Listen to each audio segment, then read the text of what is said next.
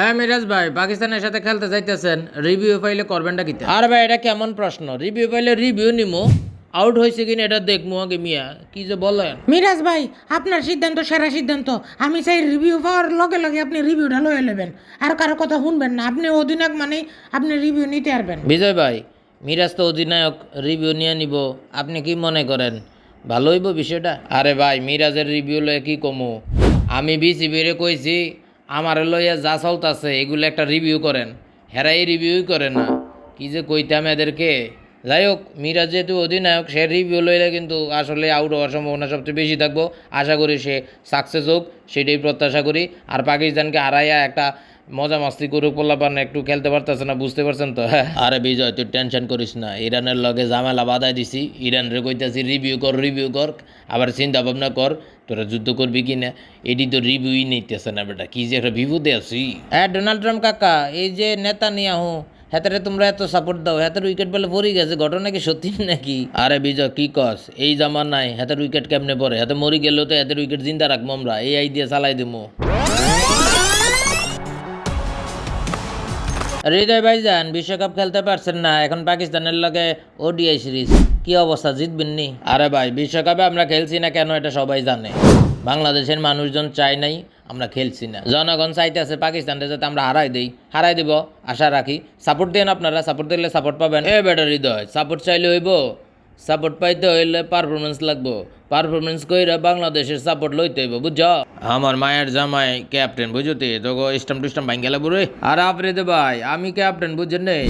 Stump টুস্টাম্প ভাঙ্গনের আগে আমি বিষয়টা দেখতেছি। আরে মিরাজ ভাই, আপনার কিছু দেখা লাগবে না। রিভিউ নিবেন, খালি রিভিউ আবেদন করবো আর রিভিউ লইবেন। এইভাবে স্পিন বল করবা, বুঝছো? এইভাবে লাভ দিয়া যা কইতেছি মনোযোগ দিয়ে শুনবা। ঠিক এই পাশ থেকে বল করবা, বুঝছো? বলটা এইভাবে লইয়া এইভাবে মারবা, ঠিক আছে? এই সরো, বলটা তারে দাও তো। এই স্টার্ট। ধর্মিয়া পুরো ওয়াইড মাইরা দিলে। তোমার কাছে বিচার দিলাম। শনিবার হরতাল হরতাল হরতাল। ব্রো, পিচের কি অবস্থা? আরে ভাই, মিরপুরের পিচের কথা আপনি জিগান, এটা একটা ধান ক্ষেত, এইখানে যে খেলে তাদের কেরিয়ার ধ্বংস হয়ে যাবো। এখন পাকিস্তানে যে বাংলাদেশের লোক এইখানে খেলতে, তাদের কেরিয়ার একদম ধ্বংস হয়ে যাবো, এটা নিশ্চিত থাকেন। শুধু যে পাকিস্তান বিষয়টা এরকম না, এই যে দেখতে পাচ্ছেন এই ফাটাফুটা, এখানে যদি পাকিস্তানের আবরারের বলগুলো পরে, বাংলাদেশের ব্যাটসম্যানরা তো আউট হয়ে যাবে তাড়াতাড়ি। এরপরে বাংলাদেশের অডিয়েন্সরা বাংলাদেশের খেলোয়াড়দের একদম আসল আবাস দিবে। এটাই হচ্ছে মিরপুরের আসল পিচ। ভাইজান, আপনারা এই যে পিচের কথা শুনলেন, এটা কিন্তু সত্যি কথা। আমাদের অবস্থাটা কি তৈব এই সিরিজ পরে, এটাই বুঝতেছি না। আরে বানাই দাও না, আল্লাহর কাছে বিচার রইল।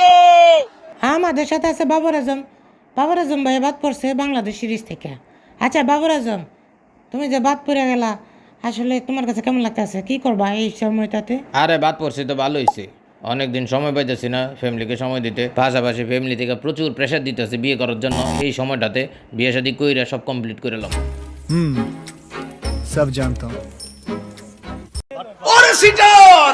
এইদিকে ব্রেকিং নিউজ, সাকিব আল হাসানকে খেলাবে বলে শেষ পর্যন্ত তাকে বাংলাদেশে আসতে দেওয়া হয়নি। এ বিষয়ে সাকিব আল হাসান কি বলবেন সেটাই আমরা জানতে চাচ্ছি। এখন সরাসরি চলে যাব সাকিবের কাছে। আরে ভাই, পাকিস্তানের লগে আমি তো খেলতে চাইছিলাম, কিন্তু আসলে কি তা কইতাম, আরে রাজনীতি করে লাইছি এমন একজনের লগে একদম কট খেয়াল একদম কট বোল্ড আউট, এইখান থেকে বের হইতেই পারতেছে না। তাদেরকে কইতেছে আমি ভাই ভালো হয়ে যাবো, কিন্তু আমারে ভালো হইতে দিতেছে না। একটা সুযোগ চাই ভাই, আমারও একটা ইচ্ছা ছিল ভবিষ্যতে এমপি হব।